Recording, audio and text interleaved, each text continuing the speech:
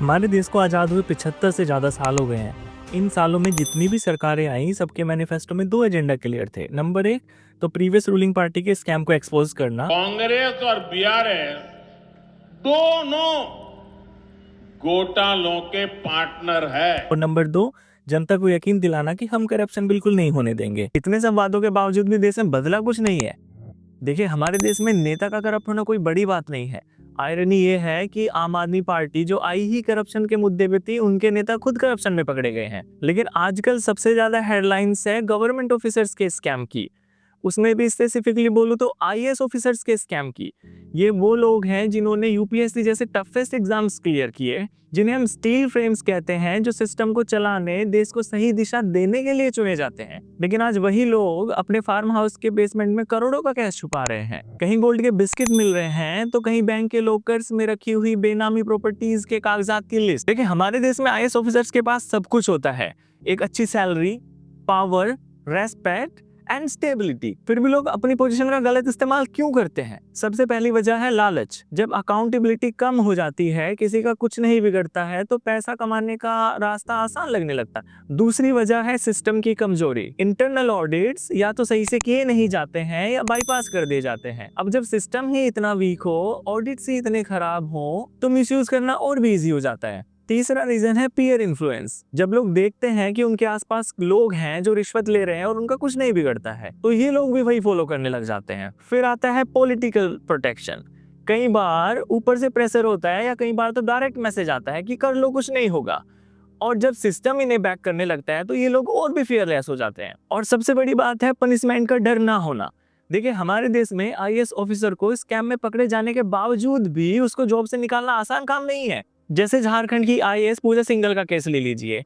ED ने उनके घर से 17 करोड़ रुपए का कैश बरामद किया था, लेकिन हुआ क्या? सिर्फ सस्पेंशन। आज तक उनका फॉर्मल डिसमिसल नहीं हुआ है और केस अभी भी कोर्ट में पेंडिंग है। लेकिन इस सब का असर किस पर पड़ता है? इन सब का असर पड़ता है कॉमन मैन पर, आम आदमी पर।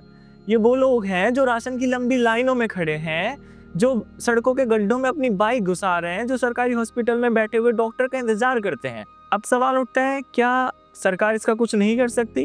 क्या यही हमारी नियति है? क्या भारत में भ्रष्टाचार ऐसे ही चलता रहेगा?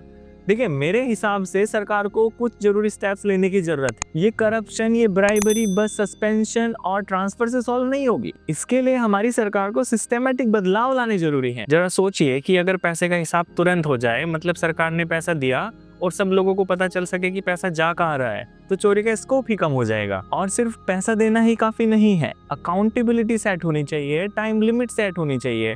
और अगर प्रोजेक्ट लेट हुआ या फेक निकला तो पेनल्टी लगनी चाहिए, वो भी बिना किसी एक्सक्यूज के। सरकार को चाहिए कि वो ऐसे लोगों को प्रोटेक्शन दे जो सिस्टम को एक्सपोज करें। ऐसे लोगों को रेस्पेक्ट तो मिलना ही चाहिए, साथ में अवार्ड भी मिलना चाहिए, ताकि वो लोगों के बीच में मिसाल बने और उन्हें देखकर और लोग भी मोटिवेट हों। हर पैसे का डिजिटल रिकॉर्ड होना चाहिए, वो बस रजिस्टर्स और फाइल्स में नहीं होना चाहिए। सब कुछ ऑनलाइन और ट्रांसपेरेंट। और सबसे इम्पोर्टेंट है, जो एजेंसीज इन्वेस्टिगेट करती हैं उनको फुल फ्रीडम मिलना चाहिए। उनको किसी पॉलिटिकल पार्टी या रूलिंग पार्टी से प्रेशर नहीं होना चाहिए। जनता भी सिर्फ वोटिंग तक सीमित नहीं रहनी चाहिए, जनता को भी मॉनिटरिंग का अधिकार होना चाहिए। जो कॉन्ट्रैक्टर काम के नाम पर चोरी करते हैं या फेक करते हैं या डिले करते हैं, ऐसे कॉन्ट्रैक्टर्स को ब्लैक लिस्ट किया जाना चाहिए। एक बार ये कॉन्ट्रैक्टर पकड़ा गया तो दोबारा काम नहीं मिलना चाहिए। और जो लोग ब्लैक मनी से गाड़ी प्रॉपर्टी खरीदते हैं, उनकी सारी प्रॉपर्टी सरकार के पास वापस आनी चाहिए। एक और बहुत इंपॉर्टेंट चीज है कि हमारे देश में करप्शन के केसेस कई सालों तक चलते हैं। करप्शन के केसेस के लिए सरकार को फास्ट ट्रैक कोर्ट बनाने चाहिए, जिसमें करप्शन के केसेस कोर्ट में सालों साल नहीं चलने चाहिए।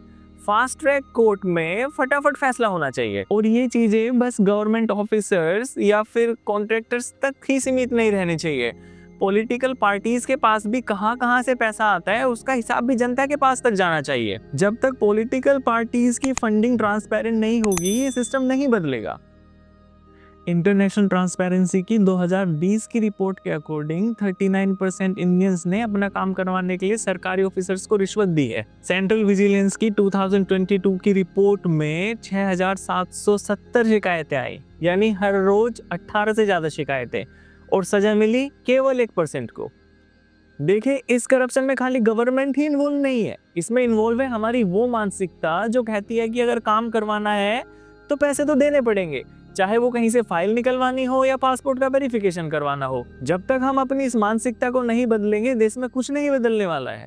अगर हमें हमारे देश को विश्वगुरु बनाना है तो सबसे पहले करप्शन खत्म करना पड़ेगा। IMF की रिपोर्ट के हिसाब से भारत की GDP का लगभग 5% ये करप्शन या स्कैम खा जाता है। जब तक हम नहीं बदलेंगे तब तक देश नहीं बदलेगा। Finally, please like, share and subscribe the video and also let me know your opinion in the comment section. Thank you very much. Jai Hind.